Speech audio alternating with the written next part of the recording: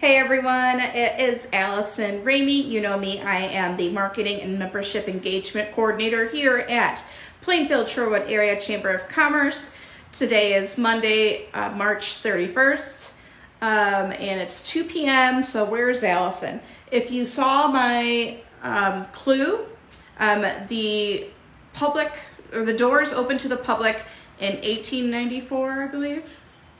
I'm gonna have to, is that right? Yes. Yeah, woo, thank you. He just said it to me too. Anyway, I am actually here in Aurora, so it's a little bit of a drive, but very cool place. It's the Fire Museum, the Aurora Regional Fire Museum. So if you haven't been here, you need to come down here. It has a lot of history, and we're gonna go inside and kind of see the museum. So I'm gonna turn you around. This is where you would walk in. Usually you go right there to pay and everything, and you come in here. It's actually closed today, which is kind of nice. I get the party to myself. And you want to introduce yourself? Hi everyone, my name is Brian Failing. I am the Executive Director here at the Aurora Regional Fire Museum. Been here the last 9 years, and my wife and I live in Plainfield with our daughter. Been members of the chamber, I think 3, maybe 4 years now. Yeah. And just happy to have you guys here. Yeah. I think we've had 1 or 2 CNNs here. 2 of them, yep. Yeah, it's been fun. Yeah. All right, so what do you want to show me today? Yeah, so we are in Aurora's 1894 Central Fire Station. It was used as an active fire station from 1894 to 1980 when the current fire station opened up right next door. And so from that time, it sat vacant for a few years, and then our 501c3 was formed and helped, along with the fire department and the city of Aurora, transform this building into the museum you see here today. And so right now we're standing in our permanent exhibit, and this is the original apparatus floor for the station. And so we have 5 apparatus on display. As we walk through, you'll see we have everything from 1850s hand pumper to a 1948 fire engine. That's a hand pumper? Yes. Fire. Wow. And so the 5 we have on display are all fire engines. Okay. So fire engines have the pump and a lot of the tools, Okay. whereas a fire truck has the ladder and things Gotcha. like that. Originally, when the building was constructed, we would have had horses in here. So originally, fire apparatus was pulled by people. Now we've progressed to horses. So originally, there were 8 horse stalls across the back of the building. Okay. And so we have 4 of them recreated to show how it would have looked. Looking back as they did the restoration, relied on historic photographs of the building and the department to help us restore it. So as you can see, you probably can't see it in the live too well, this is a picture of this spot. So you can see in the background that the way that it looks now is very much the way it originally was. That is really cool. I want to have pinpoint that, but yeah, that is boom right here. Cool. And then all the apparatus we have is either from Aurora, we have 1 from Aurora, or representative of Aurora would have had. Okay. So this one here is from LaSalle, Illinois. This 1918 American LaFrance engine was one of the first 2 motorized apparatus that LaSalle, Illinois purchased. The fire department and city still own their original ladder truck. And so this one was professionally preserved, restored back to its factory appearance. What's cool about this piece is that it was probably on the factory floor at the same time as the model Aurora had. So there were 12 serial numbers off of each other. Oh, that is weird. Yeah, something cool to think about. Looking at this one, this is Aurora's 1921 Stutz fire engine. This served the city of Aurora for roughly 50 years, and then it was donated to the Aurora Historical Society. Later on, the society put it on loan with the Fire Museum, and now we own this vehicle. It still runs today. Oh, really? We use it Wow. for parades, funerals, community events. I never really thought about it, but let's say it's like you had a fire in the winter or something, they would come out and they would be driving in the snow with like, wow. Yeah, it wasn't until the late 1940s that you started getting the closed cab. Cool.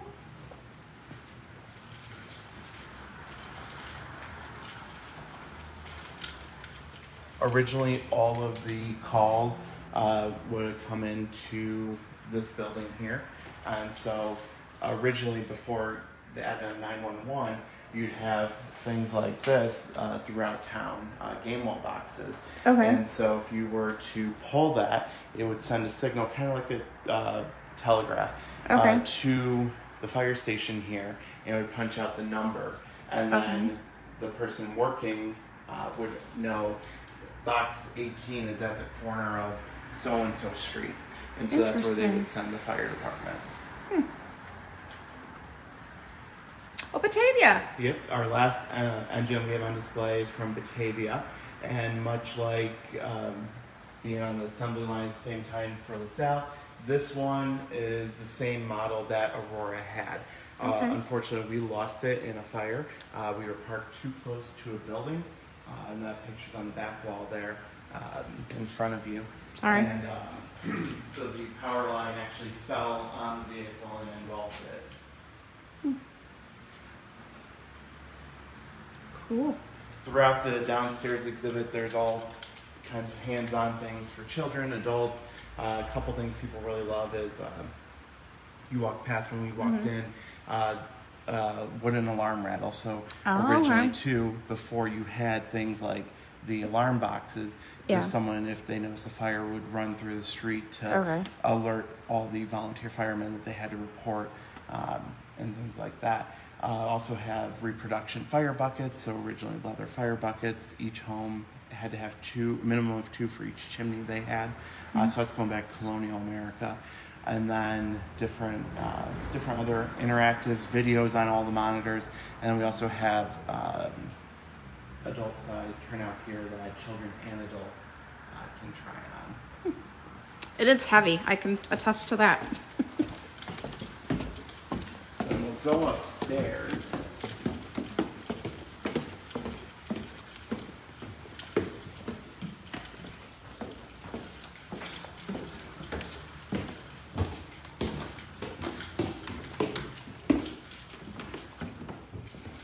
So we also have a hands-on children's discovery room. So a little bit of everything for children to enjoy. Everything from a reading corner with fire-themed books, areas where they can build, different fire toys, a play kitchen. So firefighters, live during their shift at the firehouse. Right. So they do everything. They sleep here, they shower here, they cook here, they eat here. So trying to pull a lot of those aspects into the space. So is this one of the bunk rooms then where they slept before? Yes, so this exhibit space as well as the one across the hall, these were the two rooms where the firefighters originally slept. Cool. And then that is one of the original poles. So there's a pole in this room and then across the hall as well. Oh, and I see, yeah. So you no longer use it? No.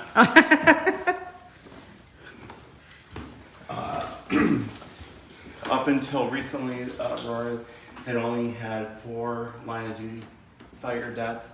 Our first one was in 1929 with the other 3 in 1934.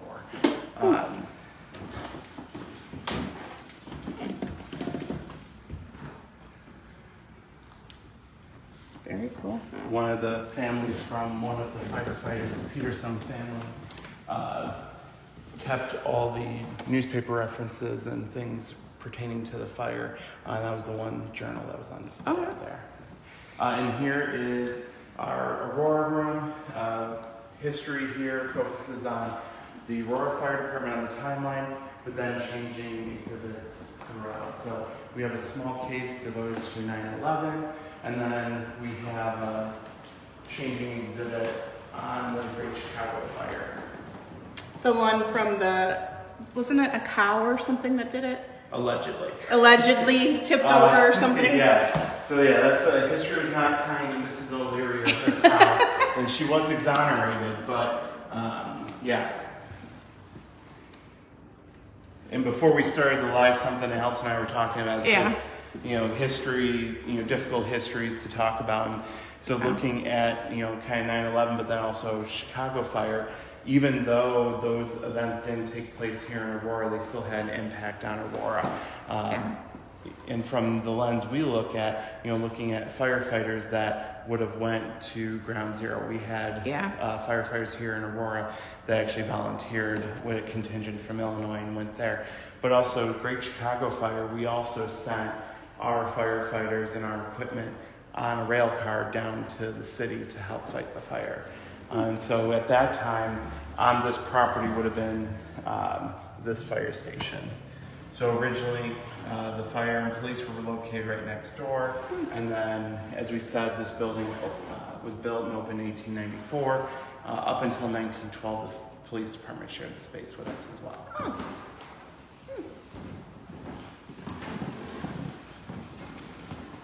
One of the coolest objects, picture here on the wall of our first fire chief, Adam Schoberlein. I believe that is the original frame for it. Oh, is it really? Mm-hmm. Wow. And both that and the piece next to her were done by a local photographer and artist who, believe it or not, was also displaced by the Great Chicago Fire and moved to Aurora as a result of it and opened up his studio. And there's the new fire. Yep, so as I mentioned, we're right next door to the current central fire station. Yeah. So not unusual to come in here and be a firefighter coming to buy a hat or checking out the museum. But then also if they're outside working, a lot of times visitors on their way out might walk over there and go see the fire engines, or a lot like to look out the window here, especially like they are now, out there doing their checks or training. It's pretty cool.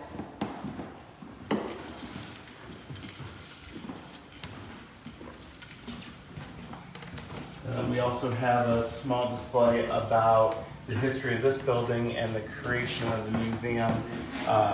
Something cool that a lot of people don't know is that there is a tie between this building, another building in town, as well as the Masonic Block in downtown Plainfield. Yes, you were saying that, which I didn't know either. And so when you look at our building, the Masonic Block, as well as the Hobbs building here in Aurora, there's a lot of architectural elements that are very similar across the three buildings.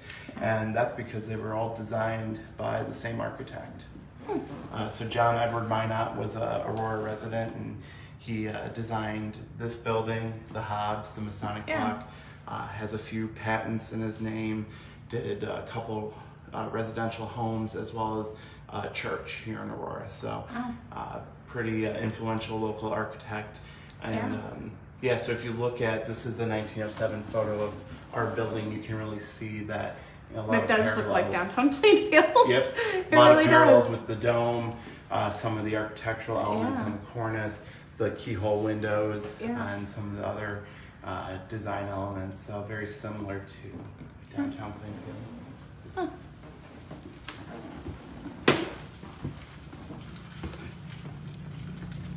And then we also have a theater area, so seats up to 60, and we use it for our tourism programs, but also businesses, families can rent it out. We've done business meetings, we've done weddings. Someone did their wedding, did their vows here, but then we also do birthday parties, rentals, programs, all things like that. So you can rent out the space. That's really cool. Yeah. And two more things to show you. We'll go down the back stairwell. Okay.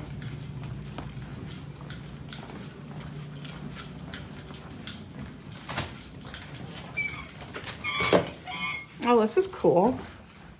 I don't think I've seen this before. So two things to point out back here. First is the big life net on the wall. So originally, that's what, if there was a multi-story building and there was a fire and people were trying to escape, firefighters would hold that out and you would literally jump and aim for the red dot. Looks like a big quilt. Yeah. Look at the leather straps. Wow. And then we also have a mural painted in here. So there's also a mural in the children's room. The mural here and the children's room were both done by groups of high school students. Oh, really? And, yeah, and their AP art class from Aurora Christian. And 2 different years. So one year they did that one, kind of showing that was a bunk room and showing a firefighter running to the fire pole. And then here showing, firefighters coming in, making entry, trying to put out the fire, pulling the hose up the staircase. So Looks really good. And one other thing I'll show you downstairs. Oh, I'm getting the Blackstone ready for the... Yep, for our meat raffle, yes. So every year we do a meat raffle, so that's coming up in May. Tickets are available on our website and social media. They're $25 each or $5 for $100. Okay. And there's over 3,000 in prizes, 10 prize packages. The top 2 come with a grill. So first place is the 28-inch Blackstone that has air fryer. Yep, it's still down here. And then we also have a 3-burner Weber griddle as well for second place. And then the first 6 prizes come with meat, so package of meat. Yeah, so got everything. For grilling this summer. Yeah. And then the other 4 prizes are some gift cards and some other items as well. So if you're driving up, one of the other things, and you can go in there and look straight up, one of the things you might notice when you are driving is the tower. And so in addition to the onion dome, people know the tower. And so this was the hose drying tower. It's how they dried the hoses. There is a staircase that goes all the way to the top. It's very narrow and very steep, but that's how they would dry the hoses. Up there and let it fall, I'm There's guessing. a pulley system so they can attach and then pull it and attach it. Interesting. Yeah, I don't think I've ever seen that. That's like almost like an elevator shaft. Yeah, it goes about 60 feet up. Yeah. Huh. And last but not least, you're left in our museum store. So no museum is complete without that. Yeah, some we got fun something stuff for everyone, fire enthusiasts, children, adults alike. And one of the cool things we do is every year we do a holiday ornament. And so we do, the last 4 years, we've featured a different apparatus from our past in Aurora. So we've done the Stutz fire engine out there. We've done our 64 aerial ladder truck, our 1942 engine, a steamer. Actually, we've done 5, a steamer. And then last year we did our first Cadillac ambulance. Oh, nice. So pretty soon we'll be announcing what we're doing for 2025. But yeah, we've done 5 vehicles and then this building and one of the other early stations. So very cool. Now, because I know you said you do parties and stuff. Yeah. How do they get a hold of you to find out information about that? Yeah, so you can visit our website, www.auroraregionalfiremuseum.org. We're on Facebook, we're on Instagram. You can just go on there, send a message, contact us, and either myself or a member of our team will reach out to you. Like I said, we do rentals, we do birthday parties, we do group tours, scout programs, you name it. So great place to check out. Like you said, hidden gem. That, even though we're a bit of a drive from Plainfield, it's definitely worth it to come out here. Aurora has a lot to offer. And what are your normal hours? Because I think Plainfield right now is in spring break, so if the kids wanted to come or something. So we are open Wednesday through Saturday, 10 a.m. to 4 p.m. Admission is $5 for children ages 3 on up to adult. And then in the summer, we're also open on Tuesdays, and we have a variety of free days and things like that. And mark your calendars too for the fall. Saturday, October 4th will be our annual Community Hero Day event. We take over the whole parking lot out back. We have vehicles from everything from police, fire, big tow trucks, garbage truck, things like that. We do a live fire demonstration. You can tour the fire station next door, come into the museum. A bunch of different community organizations are here as well. I think last year we had somewhere between 40 and 50 different organizations represented. Oh, wow. You'll have to let the chamber know so we can definitely... Oh, for sure. Is there anything else that you wanted to cover? No, I think that covers everything. Just hope everyone comes to check out the Aurora Regional Fire Museum. Come hang out with Brian. All right, guys, it's Allison again. If you just missed it, you're going to have to rewatch it because we just literally did the whole museum. It's very unique, and it kind of goes over the Aurora history, which if you didn't see, it kind of has the same or has like a connection to Plainfield. So that's why, again, I think it's cool that you're part of the chamber, I should say. I also wanted to thank you guys for watching, and a shout out to our social media sponsor, BKS, Business Knowledge Systems. If you have any IT issues, businesses and stuff, please give them a call. They are the Chicagoland IT experts, and they'll have a solution for you. But thank you, Brian, so much for allowing me to come and hang out with you. And I learned a lot just from that. Like, I didn't know about the onion dome or anything like that, so that's pretty cool. But I will see you guys next week. So Friday at 3, look for the clue, and I will see you later. Bye, guys. Bye.